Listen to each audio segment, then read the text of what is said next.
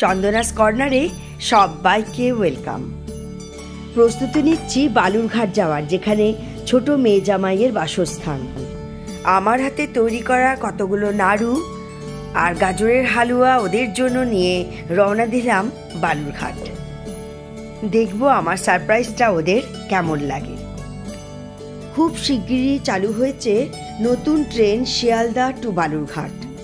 ভীষণ ইজি হয়ে গেছে, শিয়ালদা থেকে চড়ে সরাসরি বালুরঘাটে নেমে যাব। নামবার আগে ট্রেনের জানলা দিয়ে বাইরের অবস্থাটা ঠিক এরকম, কিচ্ছু দেখা যাচ্ছে না, আর টেম্পারেচারটা তখনই বুঝতে পারবো যখন বাইরে যাব। তাই নামবার আগে স্টেশন থেকে যত গরম কাপড় পরার পরে নামলাম বালুরঘাট স্টেশনে। যতই ফগ থাকুক, ট্রেন কিন্তু টাইমলি বালুরঘাট পৌঁছে দিয়েছে আমাদের। একদম কনকনে ঠান্ডা, প্রায় 10 ডিগ্রি হবে তাপমাত্রা। আর 2-3 মিনিটের মধ্যে এসে পৌঁছে যাবে আমার ছোট জামাই। তারই মধ্যে আমি এই স্টেশনের ভিডিওটা করে নিলাম। এই রেলিংটার ওপারে আর কিছু দেখা যাচ্ছে না, কাছাকাছি যতটুকু দেখা যাচ্ছে তারপরে আর কিছুই দেখা যাচ্ছে না। 2-3 মিনিটের মধ্যেই জামাই আমাকে ফোন করেছে। আমি ওকেও দেখতে না পেরে এগিয়ে গেলাম। স্কুটিতে যেতে যেতে রাস্তার ভিডিওটাও করলাম। সারা রাস্তা মনে হচ্ছে কেউ জল ঢেলে রেখেছে, একদম ভেজা চারিধার।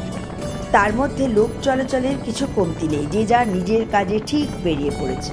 ব্যাস পৌঁছে গেলাম ওদের বাসস্থানে। ঘরে ঢুকে জানলাটার অবস্থা ঠিক এরকম, একদম ভেপারে ভর্তি হয়ে গেছে। সামনের বাড়িটাও অপরিষ্কার দেখা যাচ্ছে। এবার সারপ্রাইজটা দেওয়ার পালা।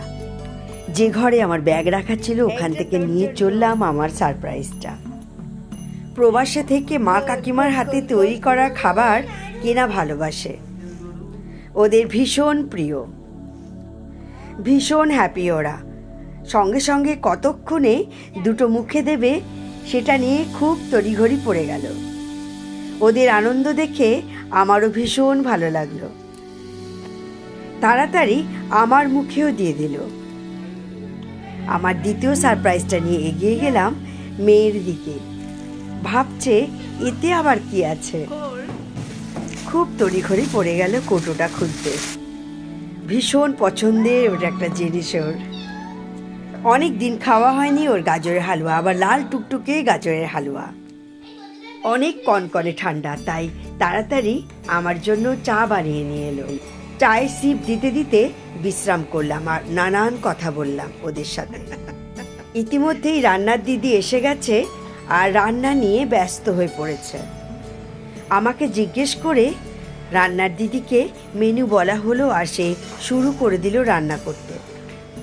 ও আমার সাথে নানান রকম গল্প করলো। দুপুরবেলায় খাওয়া দাওয়ার পরে রোদের ঝিলিক দেখায় একটু ছাদে গেলাম। ছাদের থেকে আশেপাশের একটু ভিডিওগ্রাফিও করলাম।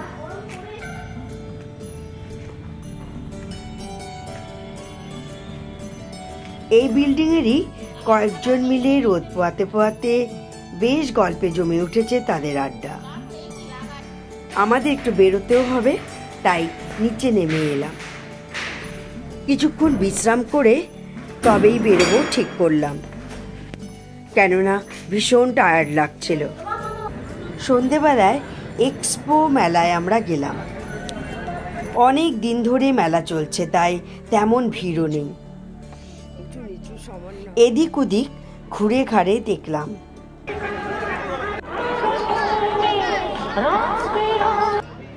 এই দোকানটা একটু অন্যরকম দেখলাম।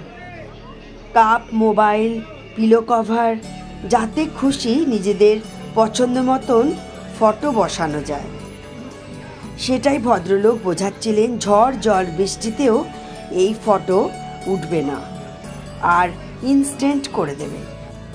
আমরাও আমাদের ফটো পছন্দ করে দিলাম মোবাইল কভারে দেওয়ার জন্য।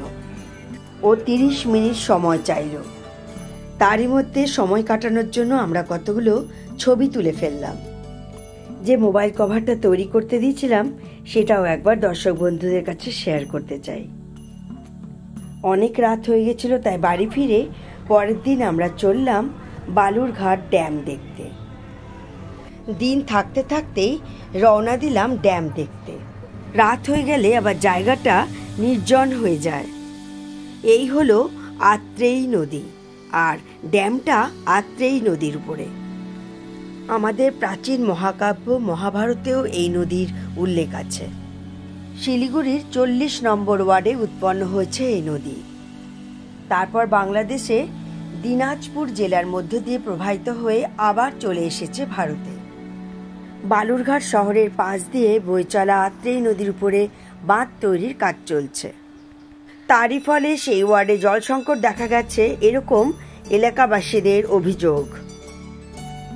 জলস্তর অনেক নিচে নেমে যাওয়াতেই এলাকায় এই জল সংকট। 2 মিটার উচ্চতা বিশিষ্ট এই বাঁধ। কিছুটা জল ধরে রেখে বাকিটা ছেড়ে দেওয়া হচ্ছে। সন্ধে নেমে আসছে, তাই বেশিক্ষণ আর এখানে থাকা চলবে না। তাই আমরা ওখান থেকে রওনা দিলাম। দুর্ভাগ্যবশত মিউজিয়াম আজকে বন্ধ। আত্রেয়ী নদীর ব্রিজের উপর দিয়ে আমরা পেরোলাম। ঠান্ডা কনকন করছে, খুব ঠান্ডা লাগছে আমাদের। টুকটাক শপিং করে বাসায় ফিরে যাব, কারণ কাল আমাদের বাড়ি ফেরার পালা। সুটকেস খুব ভালো করে গোছাতে হবে, কেননা একটা বিয়েবাড়ির অনুষ্ঠানও রয়েছে। নির্ধারিত সময়ে নির্ধারিত দিনে আমরা এসে পৌঁছে গেছি প্ল্যাটফর্মে। সময় মতনই ট্রেন এসে প্ল্যাটফর্মে দাঁড়ালো। একেবারে নতুন ট্রেন, আমি যেমনটা বলেছিলাম, বালুরঘাট শিয়ালদা এক্সপ্রেস। ইচ্ছে আছে ভেতরে ঢুকে একটা ভিডিও করা। বার্থগুলো একদমই নতুন, 3টে কালারের। বার্থগুলো চওড়ায় ছোট করে দেওয়া হয়েছে, আর মাঝখানে স্পেসটাও ছোট হয়ে গেছে, যার জন্য আরও কিছু বার্থ বেড়ে গেছে। আমরা আমাদের নির্ধারিত সিটে গিয়ে বসলাম। জানলার কোনো পর্দার সিস্টেম নেই, এইভাবে জানলার কাভারটা খুলে নিতে হয়। মোবাইল চার্জিংয়ের পয়েন্টও প্রত্যেকের আলাদা আলাদা। একটা পয়েন্ট নিয়েই কাড়াকাড়ি নেই। ভালোই লাগলো ভিতরটা, একদম ঝকঝকে তকতকে।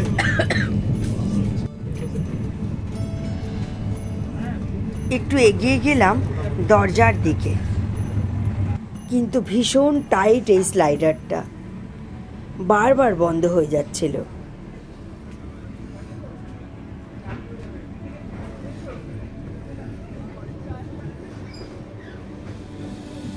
দুজনে মিলে আমরা খুব ঝালমুড়ি এনজয় করছিলাম। বালুরঘাটে 2-4 দিন বেশ ভালোই কাটলো। আমার আজকের ভিডিওটি কেমন লাগলো অতি অবশ্যই কমেন্ট বক্সে জানাবেন।